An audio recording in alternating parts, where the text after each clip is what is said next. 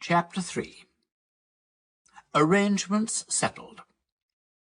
Harris's method of doing work. How the elderly family man puts up a picture. George makes a sensible remark. Delights of early morning bathing. Provisions for getting upset. So on the following evening we again assembled to discuss and arrange our plans. Harris said, "Now the first thing to settle is what to take with us. Now you get a bit of paper and write down, Jay, and you get the grocery catalogue, George, and somebody give me a bit of pencil, and then I'll make out a list." Well, that's Harris all over. So ready to take the burden of everything himself and put it on the backs of other people. He always reminds me of my poor Uncle Podger.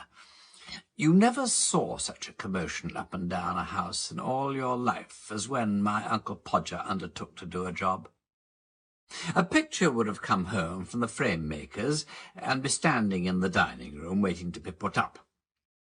And Aunt Podger would ask what was to be done with it. And Uncle Podger would say, "Oh, you leave that to me. Don't you any of you worry yourselves about that. I'll do all that." And then he would take off his coat and begin. He would send the girl out for 6 nails, and then one of the boys after her to tell her what size to get. And from that he would gradually work down and start the whole house.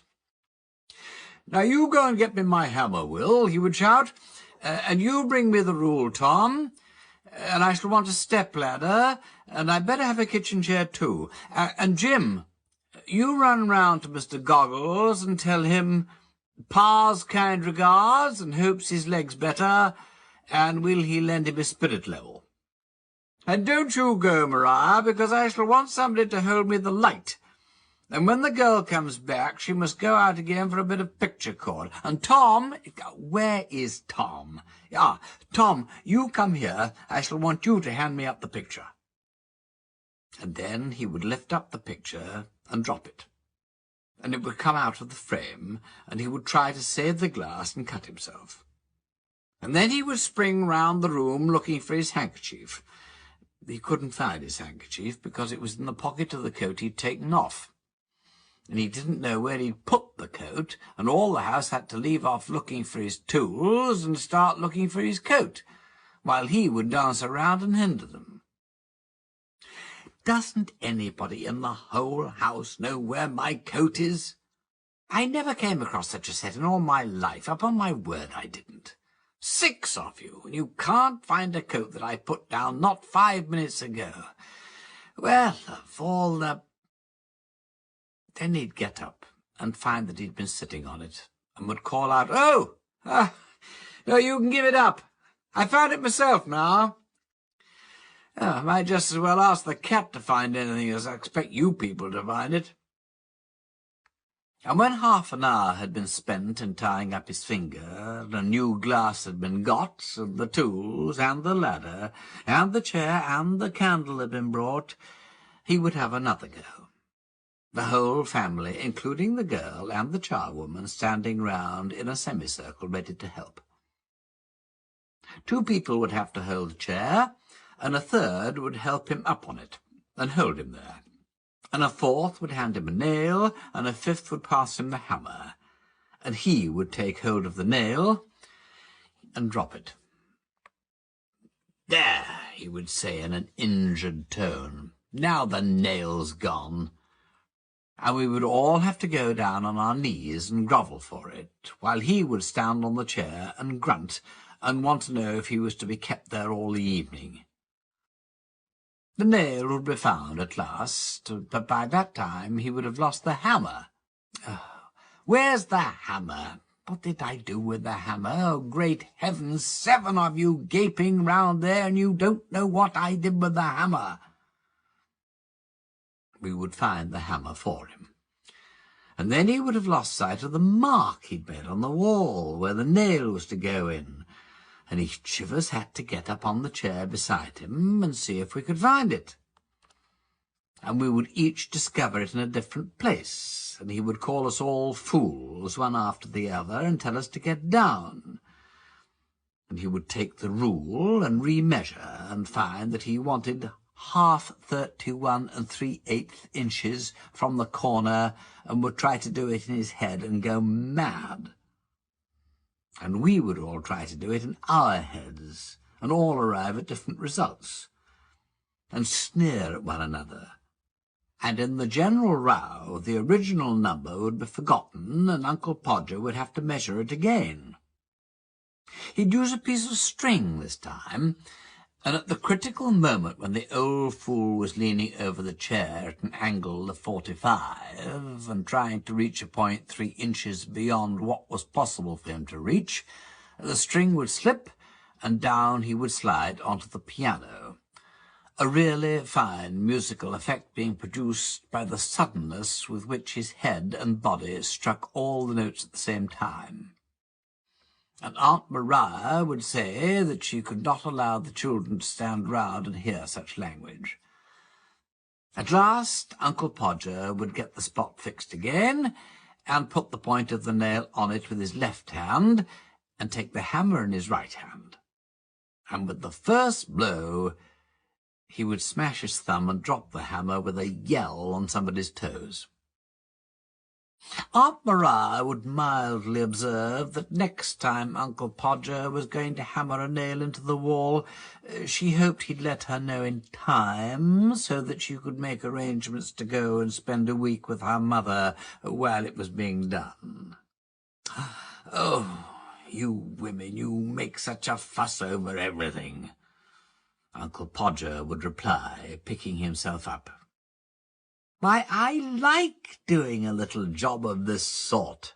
And then he would have another try, and at the second blow the nail would go clean through the plaster, and half the hammer after it, and Uncle Podger be precipitated against the wall with force nearly sufficient to flatten his nose.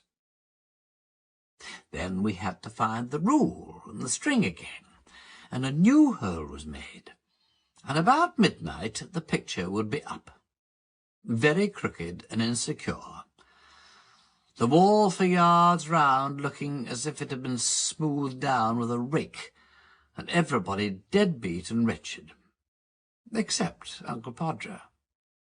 "There you are," he would say, stepping heavily off the chair on the charwoman's corns and surveying the mess he'd made with evident pride. "Why, some people would have had a man in to do a little thing like that." Harris will be just that sort of man when he grows up, I know, and I told him so. I said I could not permit him to take so much labour upon himself. I said, "No, you get the paper and the pencil and the catalogue, and George write it down, and I'll do the work." The first list we made out had to be discarded. It was clear that the upper reaches of the Thames would not allow of the navigation of a boat sufficiently large to take the things we'd set down as indispensable. So we tore the list up and looked at one another. George said, "You know, we are on the wrong track altogether. We must not think of the things that we could do with, but only of the things we can't do without." George comes out really quite sensible at times. You'll be surprised. I call that downright wisdom, not merely as regards the present case, but with reference to our trip up the river of life generally. How many people on that voyage load up the boat till it is ever in danger of swamping with a store of foolish things which they think essential to the pleasure and comfort of the trip, but which are really only useless lumber? How they pile the poor little craft mast-high with fine clothes and big houses, with useless servants and a host of swell friends that don't care twopence for them, and that they don't give 3 halfpence for, with expensive entertainments that nobody enjoys, with formalities and fashions, with pretence and ostentation, and with, oh, heaviest, maddest lumber of all, the dread of what will my neighbour think, with luxuries that only cloy, with pleasures that bore, with empty show that, like the criminal's iron crown of yore, makes to bleed and swoon the aching head that wears it. It's lumber, man, all lumber. Throw it overboard. It makes the boat so heavy to pull you nearly faint at the oars. Makes it so cumbersome and dangerous to manage you never know a moment's freedom from anxiety and care, never gain a moment's rest from dreamy laziness, no time to watch the windy shadows skimming lightly o'er the shallows, or the glittering sunbeams flitting in and out among the ripples, or the great trees by the margin looking down at their own image, all the woods, all green and golden, all the lilies white and yellow, or the sombre waving rushes, or the sedges, or the orchis, or the blue forget-me-nots. Throw the lumber over, man. Let your boat of life be lightly packed with only what you need. A homely home and simple pleasures, one or two friends worth the name, someone to love and someone to love you, a cat, a dog, and a pipe or two.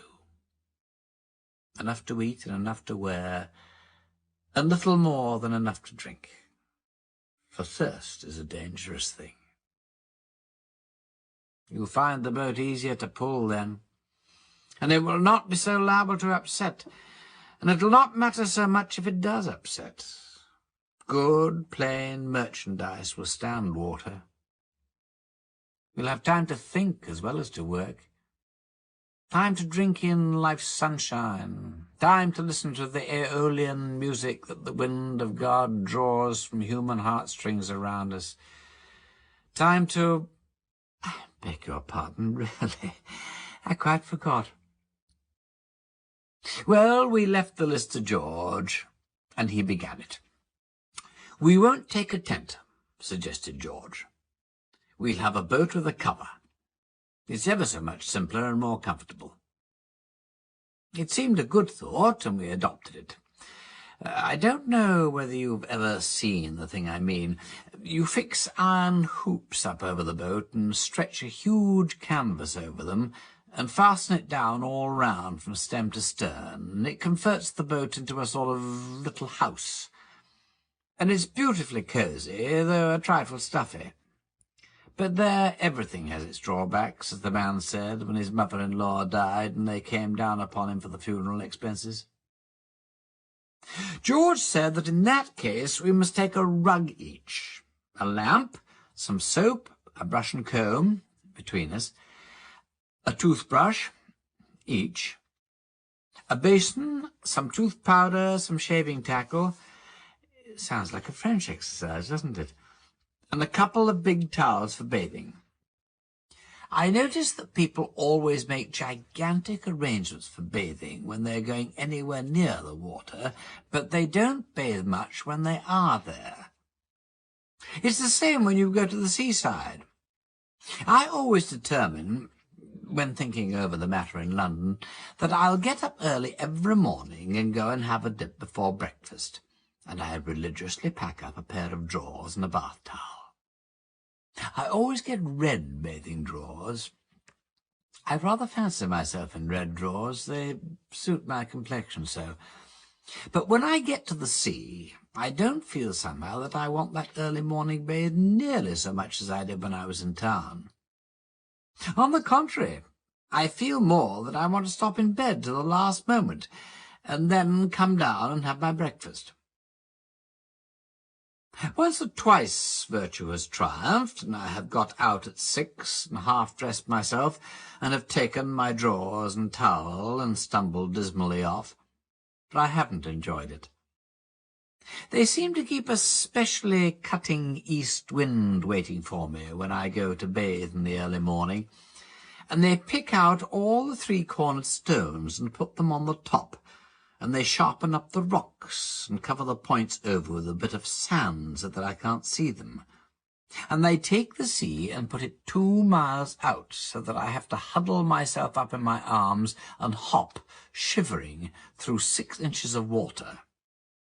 And when I do get to the sea, it is rough and quite insulting. One huge wave catches me up and chucks me in a sitting posture as hard as ever it can, down onto a rock which has been put there for me. And before I've said, ugh, and found out what has gone, the wave comes back and carries me out to mid-ocean. I begin to strike out frantically for the shore, and wonder if I shall ever see home and friends again, and wish I'd been kinder to my little sister when a boy. When I was a boy, I mean. Just when I have given up all hope, the wave retires and leaves me sprawling like a starfish on the sand, and I get up and look back and find that I've been swimming for my life in 2 feet of water. I hop back and dress and crawl home, where I have to pretend I liked it. In the present instance, we all talked as if we were going to have a long swim every morning. George said it was so pleasant to wake up in the boat in the fresh morning and plunge into the limpid river. Harry said there was nothing like a swim before breakfast to give you an appetite. He said it always gave him an appetite. George said that if it was going to make Harris eat more than Harris ordinarily ate, then he should protest against Harris having a bath at all. He said there'd be quite enough hard work in towing sufficient food for Harris up against stream as it was. I urged upon George, however, how much pleasanter it would be to have Harris clean and fresh about the boat, even if we did have to take a few more hundredweight of provisions. And he got to see it in my light, and withdrew his opposition to Harris's bath. Agreed finally that we should take 3 bath towels so as not to keep each other waiting. For clothes, George said 2 suits of flannel would be sufficient, as we could wash them ourselves in the river when they got dirty. We asked him if he'd ever tried washing flannels in the river, and he replied, no, not exactly himself-like, but he knew some fellows who had, and it was easy enough. And Harris and I were weak enough to fancy he knew what he was talking about, and that 3 respectable young men, without position or influence, and with no experience in washing, could really clean their own shirts and trousers in the River Thames with a bit of soap. We were to learn in the days to come, when it was too late, that George was a miserable impostor who could evidently have known nothing whatever about the matter. If you had seen these clothes after... But as the shilling shockers say, we anticipate. George impressed upon us to take a change of underthings and plenty of socks in case we got upset and wanted to change.